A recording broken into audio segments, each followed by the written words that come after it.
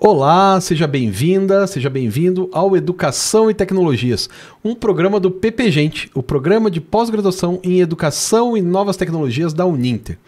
E, como de costume, como toda semana, eu trago alguém aqui para conversar sobre educação, sobre tecnologia, sobre a imbricação entre tecnologia e educação ou vice-versa. E hoje estou aqui com a minha vizinha, veja só, a Carmela Bardini, que está aqui para bater um papo muito divertido sobre várias coisas legais. Eu anotei nesse celular muitas coisas bem bacanas para te perguntar que eu quero saber mesmo. Por isso que a gente veio, para quem não sabe, a gente veio no mesmo carro, afinal, nós literalmente somos vizinhos. Eu não converso, não dá para conversar no carro, porque senão você perde a curiosidade que eu tenho neste momento. Tudo bom? É tudo uma surpresa. Isso. Tudo. Sempre uma surpresa. Então, assim, a primeira coisa que eu começo foi horrível, né? Foi ótimo. Tétrico. A primeira pergunta que eu faço nesse programa é o seguinte: qual que é a sua trajetória? Porque tem muita gente que acredita que a gente nasceu pronto, né? Um dia você abriu o olho e pronto, era pós-doutor.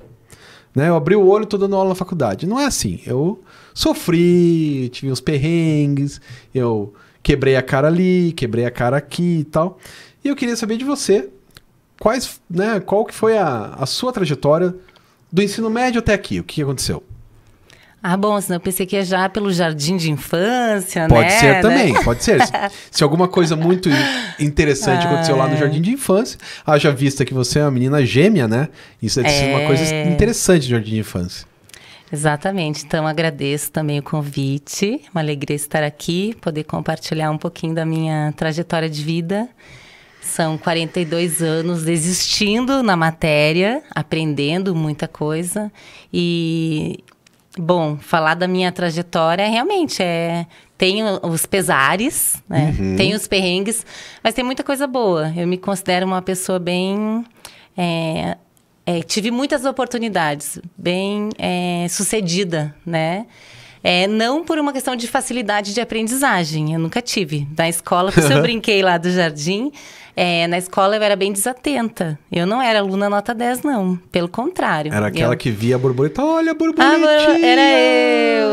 Era assim, a Bruna e eu, né? Que a Bruna é minha irmã gêmea. A Bruna e eu, a gente perdia a explicação da professora. E aí, quando a professora dizia, agora façam a tarefa. Eu olhava pra Bruna e dizia, Bruna, tu entendeu o que é pra fazer? Ela me olhava e dizia, não prestei atenção. E eu dizia, eu também. Então, a gente não sabia o que fazer. Nunca. E assim, e ao mesmo tempo, a gente tinha vergonha de perguntar para a professora como é que a professora vai interpretar isso. Eu pensava, né? Ela vai ficar ofendida, ela vai achar um descaso com ela. Eu não vou poder dizer, professora, eu não prestei atenção em ti. Né? Eu tava conversando com a minha irmã e não tava nem era conversa, era no mundo da lua mesmo, sabe? Tá. Eu era educada, eu era muito educada. Certo. Só que eu era bem perdida, assim, realmente multifocal. Eu considero que eu sou uma pessoa, hoje está na moda a gente falar sobre, como é que fala, neurodivergentes, né? Pessoas neurotípicas. E cada vez mais eu acredito que eu esteja no quadro dos neurodivergentes. E até eu falo sempre que é porque resolveram colocar a gente em caixinhas. Sim, porque, na real, eu sou fora da caixa. Só que as pessoas insistem em nos colocar nas caixinhas. Então, meu pensamento é bem multifocal, na verdade, né? E entre as minhas habilidades, eu considero que uma delas é a comunicação, no geral, né? Mas eu era muito tímida, de criança, assim, completamente tímida. Então, para eu percorrer esse caminho, eu considero que foram as práticas corporais e a formação em educação física que me deram esse suporte, esse recurso para eu me posicionar no mundo. Porque mas até você então... é formada em educação física? Sim, eu sou formada em educação física. Eu sempre falo que qualquer pessoa, pro bem da humanidade, qualquer pessoa deveria se formar em educação física. Eu penso a mesma coisa com história. Tu também pensa? Não, mas só com história, com educação física não. Inclusive, eu era um menino que pegava final em educação física. Então, exatamente. Olha quantas barreiras que a gente tem com relação ao corpo. Eu sempre falo, o corpo, ao mesmo tempo que ele é o nosso... É um recurso, né? O corpo é o nosso principal recurso, é a nossa casa. Ao mesmo tempo que a gente pode exercer a nossa liberdade a partir do corpo, também é um espaço de muita opressão Sim. Né? Então, a gente tem desde toda a trajetória escolar de uma educação física tecnicista que fazia as pessoas correrem e fazerem polichinela e responderem com performances físicas, tanto que as avaliações de educação física antigamente eram acertar o número de cestas, né, de basquete, da bola Não, na cesta a minha de basquete. não. A minha Como era é que era assim, a tua? Eram 4 bimestres. Então, o primeiro bimestre era vôlei. Eu jogava vôlei direitinho. Mas a prova era correr em volta do campo. Quantas voltas você fizesse era a sua nota. Olha isso. Aí no segundo bimestre era futebol. Eu era bom, jogava bem futebol. Mas a prova era correr em volta da quadra. Sempre era. E quantas voltas fizesse era... No terceiro bimestre era basquete. Não era tão bom porque era mais baixo, mas conseguia jogar. Mas a prova era dar a volta em torno do campo de futebol. E depois era handball, que daí, claro, a prova era dar a volta em torno do campo de futebol. Como eu só conseguia dar 5 voltas, eu ficava com 5 e ia pra final. Era um fracasso, Total. né? E, na verdade, foi criado esse fracasso. Sim. É uma roupagem que a gente ganha, assim como eu brinquei aqui com as caixinhas do neurotípico e do neurodivergente. Quando um professor de escola coloca os alunos nessa situação, ele está criando rótulos ali e está distinguindo e diferenciando alunos, mais ou menos como uma espécie de uma eugenia, uma purificação da raça. Sim. Os mais fortes, os mais velozes, como se fosse esse um grande diferencial para a gente sobreviver. Como se fosse uma sobrevivência. Então, a gente tem uma escola onde as pessoas são preparadas para sobreviver. E aí a gente precisa ter perna para correr. Não tem perna para correr? Então, na educação física, tu pode ter outros atributos, como fez história, né? Tem uma capacidade cognitiva muito boa, mas a tua resposta motora, né, física, a parte técnica da tua habilidade motora era defasada, vamos dizer assim. E ainda que minha habilidade motora não era ruim, porque eu jogava bem os jogos. Meu problema era pulmão mesmo, porque eu tinha era bronquite. cardiorrespiratório. Não, porque eu tinha bronquite, né, quando era criança, e realmente não conseguia correr. Era isso, né? Sabe o que isso me faz lembrar? E ontem eu estava pensando sobre essa história, eu acho que é válido falar aqui. Eu falei que eu sou lenta, né? Não falei que eu sou lenta, me considero neurotípica, né? Não, neurodivergente. Sim. Eu sempre fui muito lenta para fazer as coisas. Então, o que eu faço fica bom. Mas eu demoro umas 3 vezes mais do que a expectativa. Mais ou menos como tu corre mais lento, né? Tu corre menos voltas. Se eu for escrever um texto, eu vou escrever o primeiro parágrafo, aí eu releio esse parágrafo, vejo se ele tá bom. Aí eu vou pro segundo parágrafo. Aí releio o primeiro. Eu releio o primeiro. Aí eu escrevo o segundo, daí quando eu for pro terceiro, eu vou voltar lá para reler o primeiro, provavelmente eu já vou fazer uma alteração no primeiro, no segundo, para chegar no terceiro. Então, enquanto, por exemplo, pode ser que tu faça 16 páginas em um dia. Fiz isso ontem. Ontem. Eu vou levar uns 5 dias, uma semana, para eu realmente lapidar, porque eu vou fazer essa lapidação. E o meu trabalho vai ficar muito bom. Ele não vai ficar inferior ao teu, provavelmente. Sim. Né? Só que a gente não tem um estímulo para isso. A nossa sociedade, ela quer uma performance rápida, eficaz, né?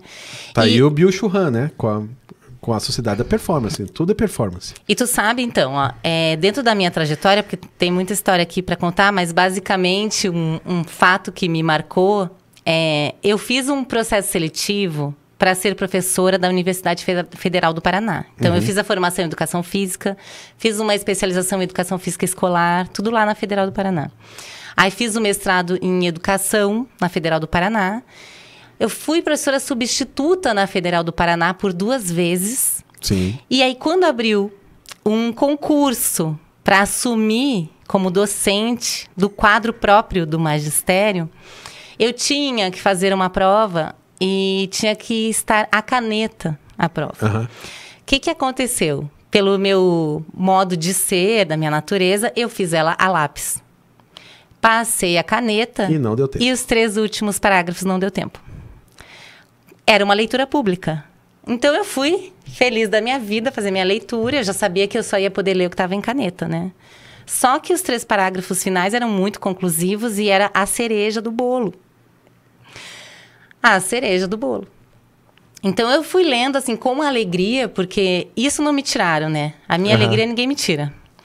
E eu li com muita alegria. Eu sabia do que eu tinha escrito, eu sabia a qualidade do que eu tinha escrito, só que quando parou a parte da caneta, eu olhei e falei, bom, agora está a lápis, encerrado.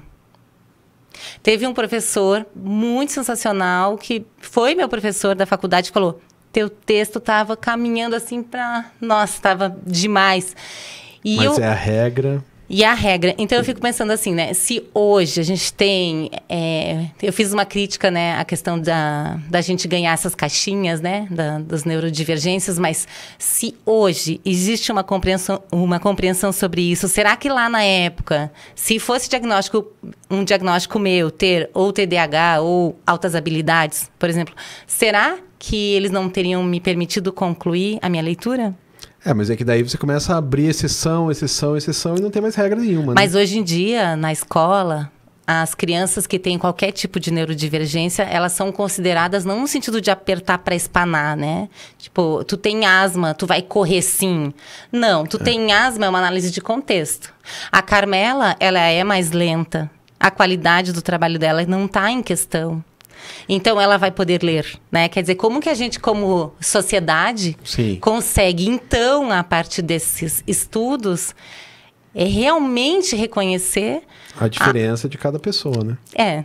É isso. Então, o meu perrengue, eu vou te falar que o meu perrengue talvez tenha transitado nesse sentido, de eu fazer um caminho de me conhecer, de me compreender, de reconhecer meus tempos e de me posicionar realmente. Porque, por exemplo, quando eu estava na faculdade, tinha lá uma plenária, uma reunião do Grêmio Estudantil, alguma coisa. Eu me posicionava porque eu queria falar. Então, eu estava no quente da conversa. Minha vez, né? Quero falar. Não, Carmela, vai para uma lista aqui, vamos falar trocentos antes. Não, trocentos antes, então não vou falar. Não vou falar, porque eu vou perder o meu fio da meada. O meu fio da meada é agora. O que eu vou falar tá vivo agora em mim. Mas talvez nas outras pessoas também estivessem, né? Também, então, claro, né? Exatamente. Mas daí as outras pessoas optam em fazer sua fala. Aguardar e fazer sua fala. Sim. Eu não. Eu preferia não fazer minha fala. Então, é uma maneira que eu me prejudicava, vamos dizer assim. Ou não, né? Porque a minha reflexão já estava dada na minha cabeça, né? Sim. Então, enfim, essa é a minha natureza, né? A minha maneira de ser, mas isso nunca atrapalhou minha formação. E também eu tive acesso, né? É engraçado porque eu fui professora do Divina Providência, que é a escola onde a Uninter é sede. E depois eu fui professora lá. Então, eu voltei para a mesma estrutura, onde tinha todo aquele imaginário da época das freiras, do teatro, das salas, das práticas. E eu fui trabalhar lá com pedagogia na Uninter, né? Fui professora da Uninter. E lá fiz muitas amizades também. Foram bons anos, até que daí eu me tornei mãe. E aí eu acabei fechando o ciclo na Uninter. Mesmo assim, eu tive passagens depois lá. Eu tenho um carinho enorme pela Uninter. Sim, sim. Pelos profissionais que trabalham. E pelo Divina, né? Só que agora a pedagogia não tá mais lá. A pedagogia tá no Garcês agora. Mudou! Lá foi a parte de saúde. Olha! Porque sabe, o Divina tem 2 prédios. Um que é tombado, né? Que não pode mexer. E um outro. Esse outro, eles colocaram abaixo e cresceram um novo. Não vou dizer que colocaram abaixo, é modo de dizer, mas assim, refizeram, o prédio tá lindo, lindo. E é toda a parte de saúde, um monte de laboratório de saúde lá, bem bacana. Ai, que bacana. Eu fui lá esses dias aí, mas eu também não dou aula lá, né? Porque o doutorado em educação fica no Garcês. Fica no Garcês também. Não fica na... Mas o Garcês também é legal. Eu tenho memórias muito boas da Uninter. Lá eu trabalhei com a disciplina de Fundamentos Teórico-Metodológicos do Ensino da Educação Física. Então, eu trabalhava com os 5 conteúdos principais da área. Você fazia, né, as pessoas no pátio? Fazia tudo. Eu lembro. Eu colocava abaixo. Tu lembra? Eu não lembro de você, mas eu lembro porque assim, eu tava dando aula e as pessoas gritando lá. E tu me odiando aquela professora lá. Claramente, sim. Olha, sim. Eu vou te falar que eu dava aula lá na Uninter. Normalmente a minha disciplina era na sexta-noite, porque eu era uma das professoras mais novas. Não, sexta-noite não. Tu não dava aula, então? Eu não tava te atrapalhando? Quem que tava te atrapalhando? Não, então era outra pessoa, porque eu tava Ou de manhã. Isso, de manhã. Ah, tá. De manhã daí não me lembro. Daí variava. Não era só na sexta-feira. Porque o mestrado é manhã e tarde, né? O mestrado é quinta e sexta, manhã e tarde. Eu lembro que eu dava aula na sexta-noite. E daí eu dizia para os alunos, olha, eu venho muito cansada, eu só venho porque eu gosto muito de vocês. E eles diziam a mesma coisa, porque eram uma disciplina de 3 horas. Eles cansados da semana inteira. E ainda tinha que ficar e pulando. aí fazendo as práticas corporais, né? E eu sempre falo que quando a gente se apropria pelo corpo, a gente não esquece mais. Uma coisa é eu falar o que fazer com a criança na escola. A outra é realmente esse profissional, esse professor fazer. Então, a gente fazia de tudo lá. Colocava abaixo, gincana, corrida, né? Corrida, tudo. Eu todas lembro as uma vez práticas. uma professora, uma aluna, né? Hoje é professora já, claro, mas... Sabe, acho que era Passanel, que tava brincando. E a mulher foi correr e tomou um tropicão, ralou os cotovelos. Essa cena eu me lembro, assim. Mas era legal, o pessoal parecia gostar bastante desse tipo de práticas. De prática, de iniciativa e tal. Mas daí, assim, você se formou em Educação Física, o que é o teu mestrado? Em Educação, mas qual que é o tema, a sua dissertação? Então, a linha Cultura, Escola e Ensino... Geraldo Balduino Orne foi meu professor, não sei se você conhece, ele é maravilhoso. A gente teve uma banca, quando que eu tive uma banca com ele? Na semana... Não, pera. Não, acho que foi em março. Ai, que legal! Eu tive uma banca com ele. Ele é maravilhoso. Já participei de algumas bancas com ele. E o meu estudo, eu fiz uma pesquisa em cima do EVINCE, que é o Evento de Iniciação Científica da Federal do Paraná, olhando para a produção de conhecimento da educação física, buscando reconhecer quais são essas políticas de verdade que legitimam alguns saberes mais do que, né, em detrimento a outros saberes. Principalmente reconhecendo que no Departamento de Educação Física, algumas linhas de pesquisa, alguns... como é que chamam aqueles... até fugiu o nome aqui. Quando tem os laboratórios... Acho que são os departamentos e laboratórios. Alguns laboratórios tinham mais espaço e validação do que outros. Normalmente, os da área da educação, os da pesquisa qualitativa, ficam em segundo, terceiro plano. E os da área mais biológica, da saúde, da fisiologia do exercício, do desenvolvimento motor, ganhava, vou preferir falar no passado, porque essa pesquisa já foi em 2006... faz eu um quero tempo acreditar já. que mudou. Ganhavam muito mais validação. Então, aquele era o conhecimento da área da educação física, conhecimento científico. Porque a pesquisa quantitativa, que era a sensação. E eu sou da área da educação, a minha forma de pensar, a minha natureza é caso a caso. Escola a escola, é análise de contexto. Então... Quando eu terminei a minha dissertação, na apresentação eu escolhi uma imagem da Mafalda, da Mafaldinha. Amamos. Como não, né? Com um jornal na mão, sentada num vaso sanitário com uma cara assim meio incomodada. E aí eu coloquei a minha professora Carmen Lúcia Fornari Dias, maravilhosa, da filosofia. Essa eu não conheço. Ela me ajudou a editar ali, eu não era muito boa nessas edições. E ela colocou ali a conclusão de um estudo do desenvolvimento motor que dizia: meninas são inferiores aos meninos na manipulação de objetos. Ou era na manipulação de objetos, ou tinha a ver com a performance da corrida, enfim, tinham várias pesquisas que diziam sempre que os meninos eram superiores nas habilidades motoras. Saltar, andar, correr, pular, tudo que fosse. E a Mafaldinha ficou bastante incomodada com aquele conhecimento, com aquela validação daquele saber, que na verdade é sempre parcial e não consegue fazer uma leitura de contexto. Isso. Porque se a gente tem um menino que está nascendo ganhando uma bola e uma chuteirinha e já nasce com a bola no pé, a gente tem uma menina que aprende que ela precisa cuidar da casa, ganha paninho, bonequinha, põe o bebezinho para regurgitar. Então a gente pode entender que o menino vai ter uma habilidade motora muito superior às meninas por já uma questão cultural. Claro. E mais uma questão física, realmente, porque a estrutura fisiológica masculina de composição de fibra muscular, de estrutura de tendão, de tudo isso, vai dar uma resposta superior. Então, por que cargas d'água estamos comparando meninos e meninas? Eu acho, assim, que a gente precisa reconhecer lá no pano de fundo das pesquisas o que, de fato, sustenta determinado tipo de problematização de pesquisa. E por que uma área como a educação física está canalizando verba, né, leis de incentivo, como é o PIBIC, né, que é o Programa de Iniciação Científica, para esse tipo de estudo, e muitas vezes não está validando estudos de outras naturezas. Além né? de ter um comportamento social, né? Independente do dinheiro que está envolvido, mas tem uma questão social de validação acadêmica, né? Tem. Uma coisa... Isso é típico, né? Você fala... Toda fake news, toda ela começa... Teve um estudo e que toda fake news começa assim, né? Ai, que tristeza. Sem falar, boa parte delas o estudo é mentiroso e outras ele é mal interpretado, às vezes sem querer, muitas vezes por querer, né? É exatamente isso. Então, no mestrado, eu fiz uma pesquisa onde eu projetei visibilidade a isso.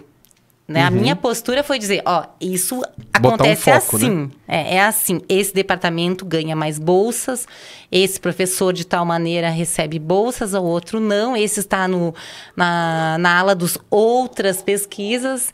E aí, como que isso funciona? Como é que é a natureza disso?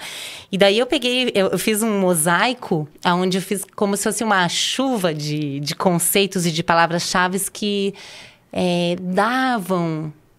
Para mim, fica muito claro, e eu tentei fazer isso na pesquisa, dava uma sensação de que, realmente, quando tu tem uma nomenclatura mais robusta, uma expressão mais rebuscada, então, tu tem um nome de um teste, né? E aí, a pessoa vai fazer aquele teste, a partir daquele teste... Se o teste, o nome for alemão, né? Nossa, daí pega uma proporção de ombros com quadril para fazer uma análise da massa corporal, e aí identificou-se que... Nossa, aquilo índices de coeficientes, que eu não entendo nada. Eu não sei nem calcular isso, porque eu não tenho habilidades com matemática, mas quanto mais ele se aproxima disso, mais ele é robusto, ganha um status, uma qualidade. E será? Né? Porque daí você não tem a leitura do indivíduo, né? É muito parcial. Que é o problema quando você, sei lá, vai no médico e ele faz a consulta do exame, né? Não a sua. Ele chega lá, o que você tem? Sei lá, dói meu estômago, vai fazer o exame. Quando volta, ele analisa o exame. Não analisa você. Né? Que é um problema. E se a gente for ver, a medicina está precisando caminhar bastante também nesse sentido, porque isso já está ficando mais evidente, as pessoas já estão percebendo e estão buscando outros tipos de terapias, não convencionais, inclusive, que estão gerando muitas soluções e que, às vezes, a medicina convencional não está dando conta de atender. Daí há de se perguntar também, que essa é uma pergunta que eu me faço, honestamente, se é a medicina que tem o problema, ou se são os médicos, os profissionais que são o problema. Né? Ou um sistema. Porque às vezes também se bota a culpa no profissional, mas o cara tem que atender 80 pacientes para conseguir, sabe, ter dinheiro para pagar a escola do filho. Então daí também, eu tava vendo psicólogos, né? Psicólogos de plano de saúde. Quando você vai pagar um psicólogo por fora, você paga uma grana alta, mas ele fica 1 hora contigo. Se bobear mais, se precisar, mais. No plano de saúde é meia hora. Não, acabou, próximo. Mesmo que tu não tenha chegado à tua conclusão, Isso. Quer dizer, né? Não tem um processo que é... Daí é regido pelo sistema e não pelo paciente, né? Exatamente. Tipo, a pessoa tem um problema, na hora que ela conseguiu chegar... Desculpa, seu horário acabou porque tem outra pessoa na porta. E tem outra pessoa para entrar porque... Que é mais ou menos o que acontece na escola. Se a gente for reconhecer o modelo, o formato escolar, como eu comentei até contigo, as aulas de 50 minutos. Sim. E as abordagens de ensino. A educação física não é mais aquela mesma. A gente não vai só colocar o aluno para correr, mas também eu levei já muitos alunos para festivais de corrida, eles amam, porque tem outros aspectos a considerar quando a gente tira a pressão do aluno ter que não é sobre ter que, é sobre autossuperação, é sobre persistência. Mas tudo isso aí, no meu caso, funcionava no jogo. No jogo de futebol funcionava. Mas não era isso que era avaliado. Pois é. Então, as práticas não caíram da cena. O futebol tá aí, o voleibol tá aí, o handebol também, o basquetebol. Isso. Nenhum caiu. Agora, como a gente ensina isso na escola, mais ou menos eu sempre falo assim, quando eu trabalho com formação de professores, eu comento. O meu pai entende tudo de futebol. O meu pai, ele foi um torcedor por anos, ainda é. Ele já jogou, ele já foi atleta. Ele conhece tudo sobre regras. Aham. Então, o que diferencia o meu pai de mim, no sentido de quem teria mais qualificação, então, para assumir o ensino do futebol na escola? Porque eu não fui jogadora de futebol, eu não domino o futebol. E mesmo assim, talvez eu esteja com uma visão mais interessante. Fui preparada também na minha graduação para isso, por um bom profissional, aonde eu pude reconhecer o que de fato importa quando se trata de ensinar futebol na escola, já que a gente já entendeu que a escola não é espaço de formação de atleta. Que isso foi um ganho que a área antigamente conquistou. era assim, na década de 70 era isso aí, né? Isso, exatamente. A educação física era feita para formar atletas. Era e hoje isso não. aí. Não mesmo. Na verdade, hoje existe um estudo com os alunos e uma compreensão de que existe o esporte tal como ele é, e existe uma cultura que é da escola, aonde a gente vai descobrir maneiras de jogar esse futebol que fazem sentido e têm significado para esse contexto escolar. Naquela comunidade. Naquela comunidade, com aquela estrutura física, com aqueles recursos materiais, com aquele tempo. Né? E essa aula que a gente tem de 50 minutos, ela também precariza isso de N maneiras, né? Embora são aulas o ano inteiro. E o professor pode planejar e pode fazer finalizações, mas é bastante formatado o modelo de ensino que a gente tem ainda. O que eu vejo que a pandemia mexeu de grande maneira, principalmente na parte de avaliação. Sim, Educação física já tinha mexido na avaliação, né? Hoje, tu vai avaliar um aluno como... tu vai considerar que ele tem acesso a uma série de conhecimentos e que ele pode acessá-los a qualquer tempo, ou tu vai querer extrair alguma informação onde ele vai ter que demonstrar um tipo de domínio e absorção daquele conteúdo. Quer dizer, como é que a gente lida com essa expansão de acesso que a gente teve ao conhecimento? De informação. De conhecimento também. Eu acho que melhorou bastante. É que o conhecimento é quando o indivíduo se apropria da informação para o seu... Pronto, então tá, né? dentro desse conceito, sim. Então, assim, você lê uma notícia, lê a regra do futebol, não é conhecimento, é só informação. A hora que você usa a regra para jogar com seus amigos, aí é um conhecimento. É um conhecimento. E eu acredito muito no conhecimento que se dá pela experiência. Claro. Então, se a gente for considerar na escola, todo mundo sentado na cadeirinha... Difícil para a maior parte das coisas, imagina para educação física. E aí eu volto lá naquela minha menina, né, que tinha dificuldade lá na escola, que era desatenta, vamos dizer assim. E se eu tivesse tido outro tipo de oportunidade, provavelmente eu daria outras respostas que trabalhariam antes, provavelmente, com a minha afirmação das minhas habilidades, de como que eu posso atuar no mundo. Porque enquanto a gente está ali sentado, recebendo... fica difícil a gente ter protagonismo. Hoje em dia isso mudou bastante, né? Os alunos estão cada vez mais protagonistas. Por outro lado, mesmo. Tem cada vez mais gente no mundo. E menos professores, porque é uma profissão que está cada vez mais sendo judiada, né? Principalmente na esfera pública, está sendo muito judiada. Então, daqui a pouco você tem 50 alunos na sala. Você não dá conta de atender todo mundo individualmente. O professor pode ter a melhor boa vontade do universo. Não consegue. Porque não dá, né? É muito triste. Porque daí é isso.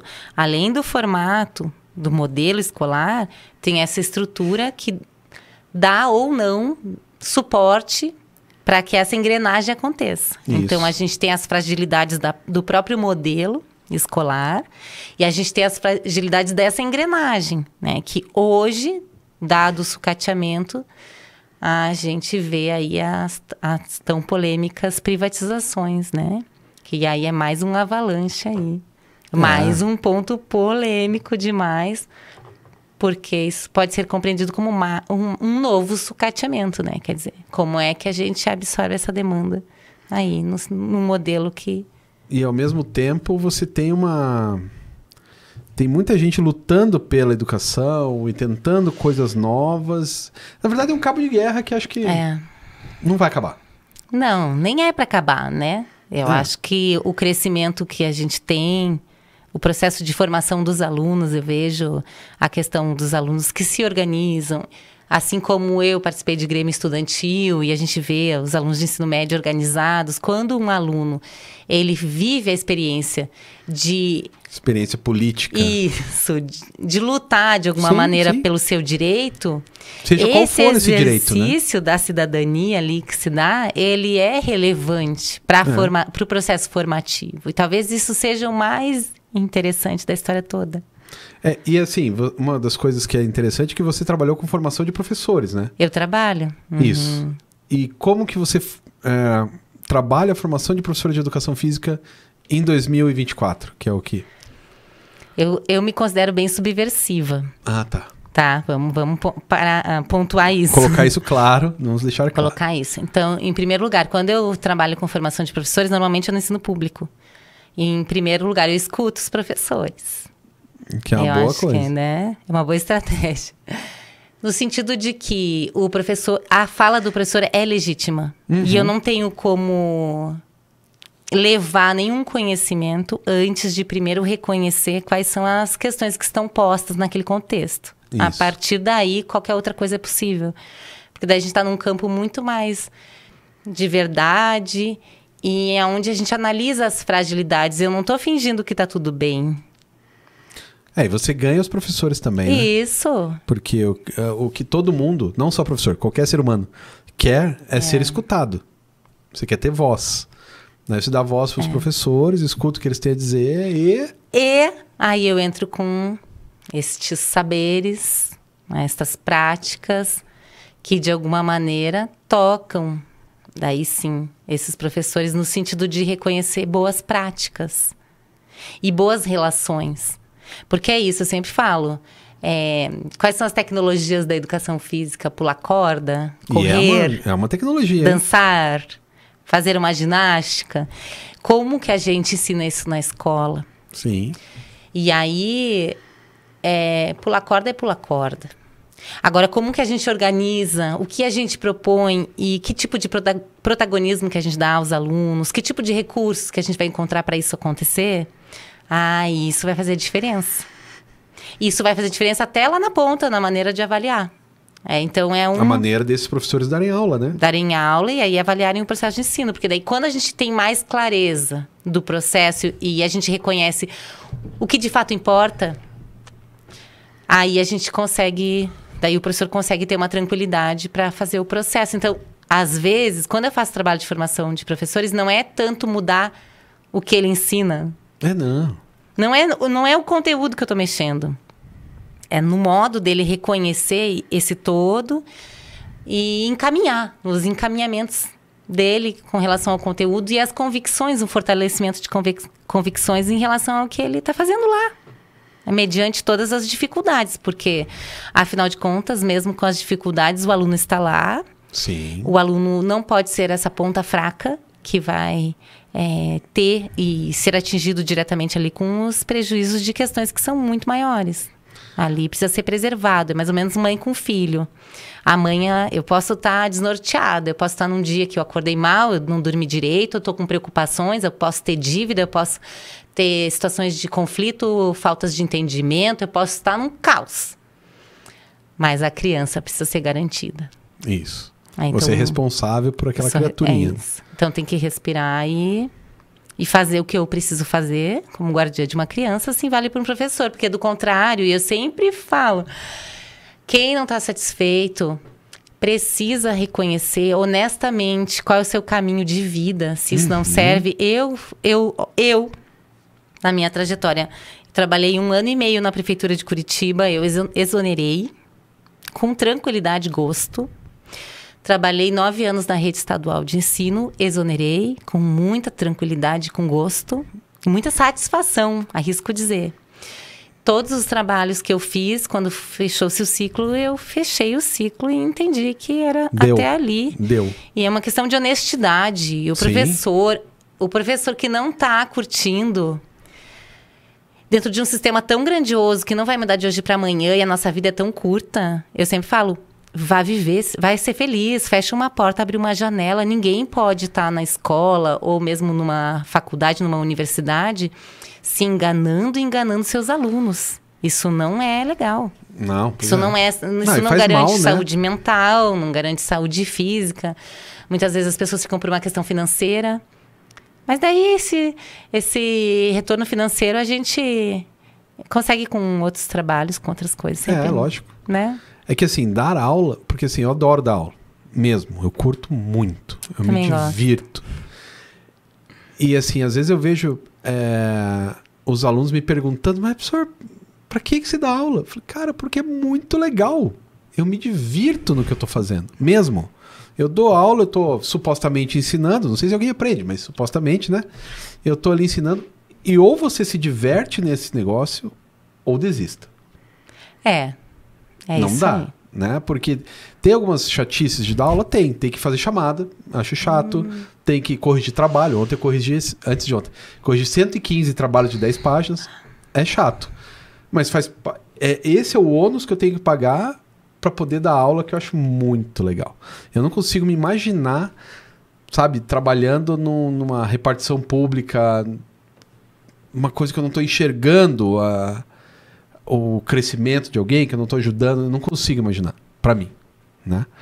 Ou você tem esse espírito, ou melhor, ir embora. É isso. E acolher as fases da vida, os momentos, porque tudo isso é experiência. Eu vejo assim, quando eu exonerei da rede municipal, muito mais trabalho eu tive dentro do próprio município de Curitiba. Porque como eu tenho essa especialidade que eu tenho em danças circulares, né? Não falei ainda em danças circulares aqui. A gente chega lá. Fazem 16 anos agora quase que eu tenho formação em danças circulares. Então, na época, eu já estava me especializando nisso. Quando eu exonerei do município, enquanto professora, o município não poderia me chamar para trabalhar com a formação de professores, mas daí eu já estava exonerada. Eu passei a atuar com formação de professores, com projetos muito legais. E pelas faculdades que eu dava aula, eu pegava também e assumia projetos de estudo e pesquisa do município, onde eu orientava grupos de pesquisa. Era o Fazendo Escola na época, depois mudou de nome. Então, eu conseguia trabalhar mais dentro da rede municipal, estando fora do corpo docente, do que dentro. Por ironia do destino. Então, trabalhar com formação de professores, dar suporte para essas pesquisas, inclusive no sentido da rentabilidade, era maior a minha rentabilidade fora do município. Então, eu vejo que tem movimentos da vida, da profissão da gente, onde para a gente inspirar lá para cima, quando a gente de fato tem a dedicação e o nosso trabalho, de alguma maneira, ele é diferenciado. Quando a gente se enxerga nesse lugar, a gente tem um crescimento para fazer. Então, estacionar no mesmo lugar e ficar ali patinando e reclamando, aquilo lá Não dá. Então, precisa sair para dar vazão para esse trabalho maior. E na minha trajetória foi exatamente isso. Eu fui trabalhar com produção de material didático. Então, eu já fiz muito material da educação física para várias editoras. Formação de professores por várias editoras, várias prefeituras, municípios já me chamam. Sim. Tanto para fazer o trabalho com os professores, porque daí como eu tenho os meus diferenciais, então são práticas que a escola é sedenta. E se eu pudesse, eu sempre falo, se eu pudesse, como que eu teria continuado, por exemplo, a rede estadual de ensino? Eu sempre falo, existem professores que são especialistas. Se eles tivessem me permitido trabalhar só dança circular e eu fosse uma professora itinerante, teria dado super certo, sabe? Eu brinco, é arrogância, mas eu vou falar da minha brincadeira, eu brinco que eu fui mal aproveitada na rede estadual de ensino. Eu também produzi um material para o Folhas, que na época, sei lá, que ano que foi isso, 2009, acho que foi. O Folhas era um material didático da própria rede estadual. Esse material com mudança de governo caiu por terra, né? Porque não estava interessante, enfim. A gente sabe que tem todas as políticas de relação com editoras e tal. É muita coisa que acontece para um livro didático chegar ou não numa sala de aula, né? E, então, enfim, toda essa jornada me levou a lugares e a trabalhos que me foram muito mais rentáveis. Eu trabalho menos, atendo meus filhos, e quando eu trabalho, o meu retorno financeiro, principalmente por eu ter feito mestrado também, é maior, exatamente. Então, tem uma aluna minha, ex-aluna, a Idiana, ela tá na prefeitura E ela fez o seguinte acordo com a prefeitura. Ela sairia 2 anos para fazer o mestrado comigo, sobre rádio, né? Rádio escolar. E quando ela voltasse, esse projeto da rádio seria implementado não em uma, mas em várias escolas. Eu não sei quantas escolas estão, faz um tempo. Ela já até veio aqui, mas faz mais de ano. Ela já tinha feito em 6 escolas da última vez que eu vi ela. Então, vamos dizer agora umas 9 escolas, 10 escolas que estão pegando o projeto de mestrado dela. Que lindo. Óbvio que essa altura ela já melhorou, né? Tipo, até pela experiência. Pela experiência, você vai indo. Então, ela começou com...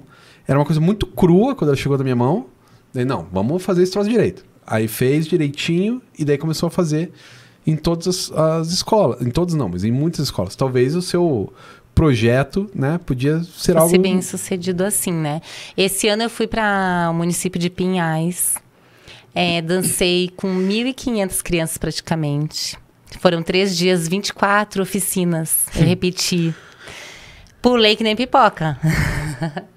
Energia eu tenho de sobra. E foi muito gratificante, porque eu estava fazendo a dança, a cada vez eram 60 crianças, eu tinha um DJ que colocava música para mim, eu tinha professoras junto. É claro que o sucesso da operação, vamos dizer assim, é muito mais possível de se dar. Uma professora sozinha em sala de aula, ela tem um nível de desgaste muito maior.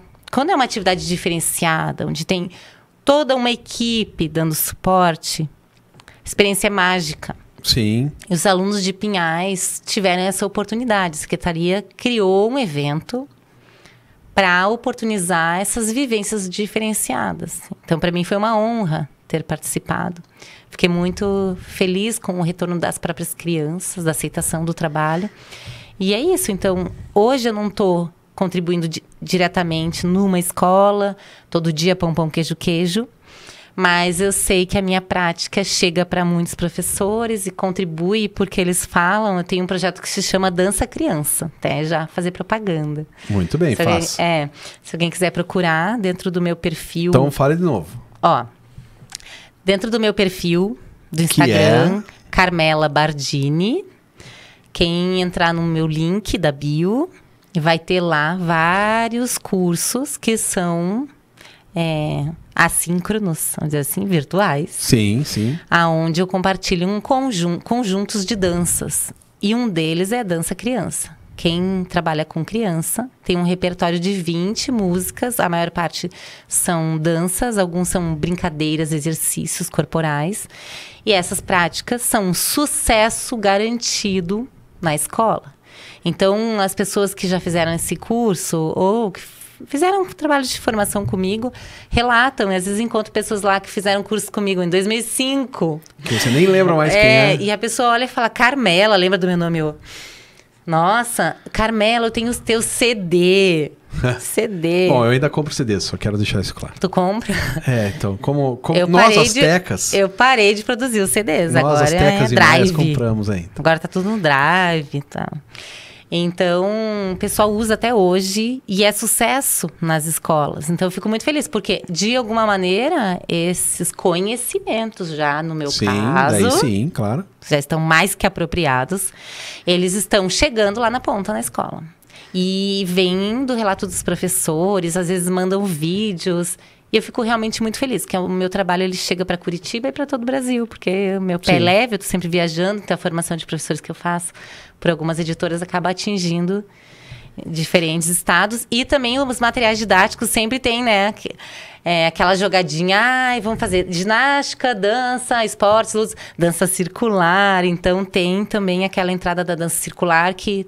Acredito que por volta de 2008 entrou nas diretrizes curriculares. Também foi um movimento de uma definição de quem na época estava na Secretaria de Educação, de fazer a escrita da diretriz e de incluir lá também esse conteúdo, né? Enfim. Tá, então explica pra gente, porque apesar de eu saber... Mas é sempre bom que você não tá falando comigo, você tá falando... O que será que eu tô falando? Isso. O que é dança circular?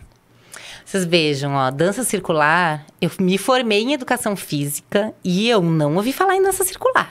Então. Quando eu fui trabalhar numa faculdade, não sei se dá para dizer os nomes das faculdades. Claro. Fui trabalhar na Unibrasil. uma aluna de pedagogia foi me apresentar a dança circular. Eu fiquei muito injuriada. Como é que eu não conheço esse Pracundê aí, né? Não é possível. Eu quero conhecer. E aí eu pedi, Darlene Oliveira, o nome dela. Maravilhosa. Ela é minha aluna hoje de dança circular, inclusive. Ela falou assim, Carmela, eu não me sinto apta para ensinar e te explicar e tal, mas eu posso trazer minha professora aqui, minha mestre em dança circular. Falei, então, por favor, criei lá um trabalho e ela levou a Cibele de Fátima Yassi, que é a minha mestre também, com muita satisfação. Então, a Cibele chegou lá, demos as mãos e ela colocou uma música, ensinou uns passos e a gente começou a dançar em roda. Aí, teve um momento que ela soltou uma corrente aberta e começou a fazer um serpentear, um zigue-zague. E a feição das alunas foi, assim, alunas cansadas, sabe? Trabalhando um monte, chegaram na faculdade com aquela cara de cansaço. Quando começou aquele movimento da dança, o olho delas brilhava. Sorriso no rosto, uma alegria, assim, tomou conta delas. Terminou a vivência, pensei, nossa, que incrível. Eram passos repetitivos, danças dos povos e algumas danças contemporâneas, que são criações atuais. Brasileiros. Não, dança de Israel, tem dança judaica, da Bulgária, Armênia, todos os povos que tu imaginar tem dança. Dança cigana, dança celta. Incrível. E aí, danças infantis, né? Todo mundo pensa dança circular, ciranda, cirandinha também pode ser, né? E aí eu falei, pronto, é isso. É isso que eu quero gerar nas pessoas. É isso que eu quero pra vida. É isso pra minha vida. Porque hoje é um estilo de vida pra mim. Sim. E aos poucos eu fui reconhecendo que a dança circular, e também foi acontecendo um movimento da dança circular entrar no hall das práticas integrativas e complementares da área da saúde. Inclusive, eu estou com um livro aqui da editora Intersaberes. Acho que mostra ali pra... Ah lá. Esse livro, eu produzi um capítulo na pandemia. Eu fui cada vez reconhecendo mais, porque a prática da educação física em si, ela não nos dá um status de terapeuta. Eu sou educadora física. Claro. Com a dança circular, eu sou focalizadora de danças circulares. Mas a prática da dança circular é já considerada uma prática terapêutica. Porque ela atua na saúde mental, ela é uma forma de meditação em movimento. Esse livro, ele tem várias práticas complementares. O primeiro capítulo dele é da dança circular, que foi o que eu fui autora. Dentro da Uninter, também, nos tempos de pandemia, eu gravei as aulas e fiz o material de uma disciplina de danças circulares, que é um curso tecnólogo em práticas integrativas e complementares da área da saúde. E hoje eu trabalho já há 15 anos, na verdade, trabalho com um grupo de adultos. Então, eu estou fora do contexto escolar, atuando com grupos que dançam como uma prática regular, como estilo de vida, para realmente trazer um centramento, um equilíbrio, uma harmonização, né, do ser, das suas emoções, através da dança. Então, não diferente na escola, né? Aqui eu estou trazendo mais o âmbito da saúde, práticas integrativas e complementares em saúde, técnicas com abordagens físicas e sociais. Também lá no meu Instagram... Fala de novo aí. Carmela Bardini. Isso. Lá, um dos links é já indicando a editora Intersaberes, para quem queira adquirir esse livro lá. Não, muito importante. Porque eu já vi o trabalho de danças circulares lá com você e sua irmã e tal. E é uma coisa muito interessante, né? Para dizer o mínimo. Né? É uma coisa que particularmente eu nem sabia que existia. Assim, você tem uma ideia de que... Assim, eu trabalho com quadrinhos, né? Com história em quadrinhos. Então, meu mestrado é isso. Falei da Mafalda. Meu doutorado... meu mestrado é isso, meu doutorado é isso, meu pós-doutorado é isso e tal. E, em geral, as pessoas falam... aquela coisa de criança, tipo a Mônica, né? Porque aqui no Brasil, realmente, desde o Tico-Tico em 1911 até hoje, a criança... Mas não é isso. Quadrinhos é outra parada. Né? Você tem quadrinho de tudo que é tipo. Né? Mesmo relatos pessoais, relatos de guerra, não aventuras, mas relatos de guerra. Você tem aventuras, tem quadrinhos pornográficos, você tem quadrinhos do que você quiser. E eu acho que a dança circular é meio isso também. As pessoas atribuem esse tipo de movimento apenas às crianças. E tudo bem ser para as crianças, mas não é apenas. O que eu noto? Na verdade, é o inverso. Hoje, mais do que nunca, como a dança é meu estilo de vida, eu danço com adultos, sempre tem uma criança em volta. Então, é uma cultura dos adultos, assim como se alguém, né, tiver uma oportunidade de vai lá para Jerusalém. Lá vai ter dança de roda no parque. Como tem em São Paulo, aqui tem dança no parque. Sim. Só que são as danças muito tradicionais deles. Então, a criança que vai se apropriar de uma dança circular, ela não é uma metodologia de vou fazer danças infantis. Não é sobre isso. É sobre a criança reconhecer o que é da cultura do mundo. E aí tem muita dança que não é de criança. Mas as crianças entram na dança lindamente. Muitas vezes a gente não precisa nem ensinar. Assim, tá apropriado. Já aconteceu na escola de eu ensinar uma dança que tinha 4 partes. Parte A, B, C, refrão. E sair dançando e as crianças fazerem a dança comigo.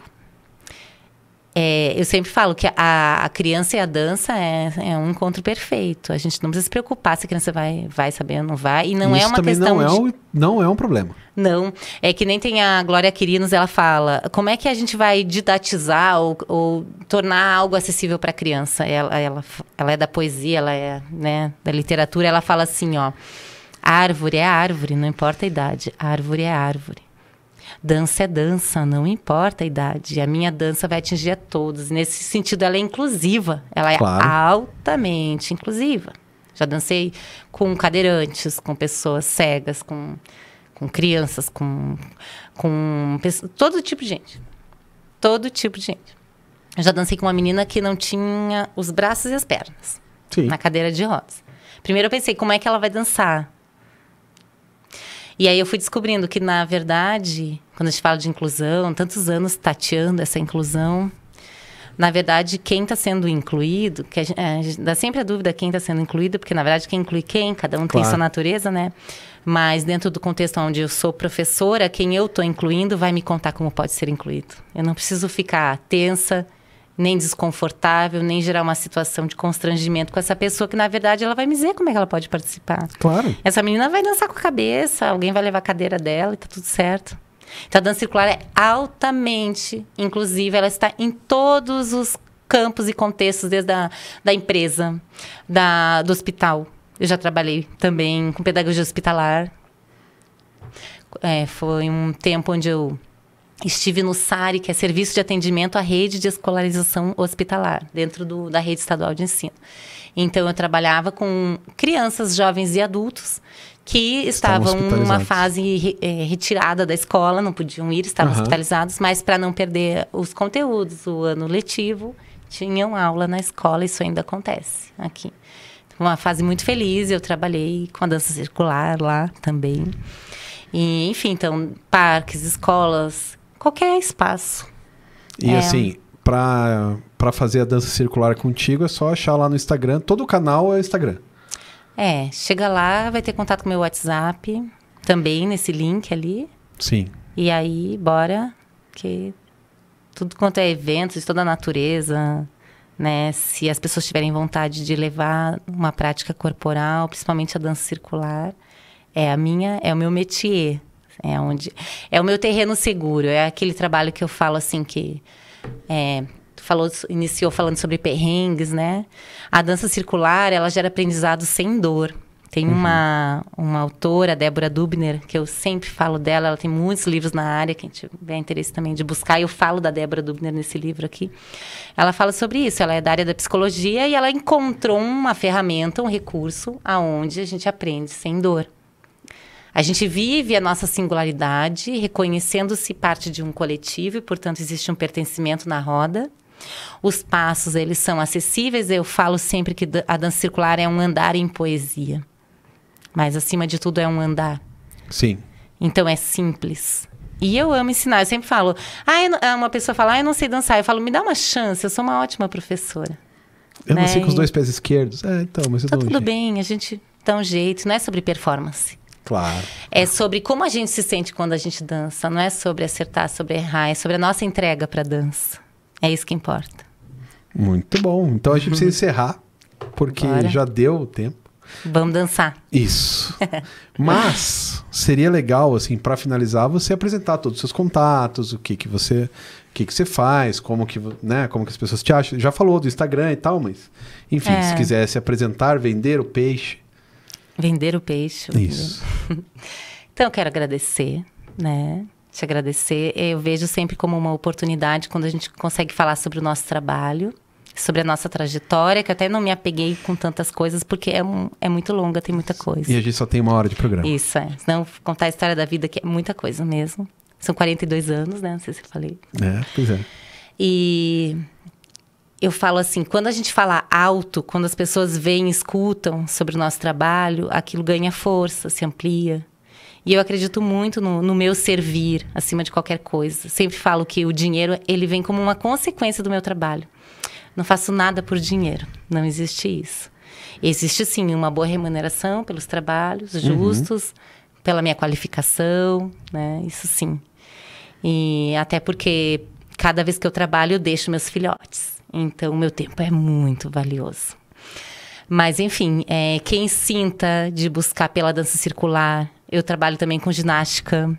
Iso Stretch, uma ginástica para a saúde da coluna vertebral. Ontem a minha aluna falou, Carmela, eu acho que a Iso Stretching é a prática do futuro, porque as pessoas estão muito em tela, muito em computador, celular. Muito sentados. Né? E realmente. Então, eu tenho recursos muito especiais em mãos. Formação de professores, quem tem interesse, né? Muito legal. Seja na área da educação física ou de maneira ampla, levando a dança circular, jogos cooperativos. Me procurem realmente, acho que o melhor canal é ali ainda o Instagram. Não sei se deixaria meu telefone. Se você quiser. Porque algumas pessoas não têm Instagram, né? 41 99132 8444. Manda um WhatsApp lá. E no meu tempo eu respondo com muito carinho. Eu falo assim, quem é aluno meu ou é cliente meu uma vez, vira meu amigo para toda a vida. Assim que é. Porque meu servir é integrado com a minha vida. Como eu disse, a dança é o meu estilo de vida. Tudo isso que eu faço é do coração mesmo, sabe? Eu não faço nada que eu não esteja a fim de fazer, que eu não esteja alinhada. Eu acho que isso que é o diferencial do trabalho. E as pessoas sentem. Isso. Né? Muito bem. Agradeço. Muito bem. Então, a gente vai ficando por aqui. Tomara que você tenha gostado. Sabe que semana que vem tem outra pessoa bacana, divertida, interessante, com um papo elucidativo sobre educação, tecnologias e tudo mais que tiver neste entorno. Até mais, pessoal!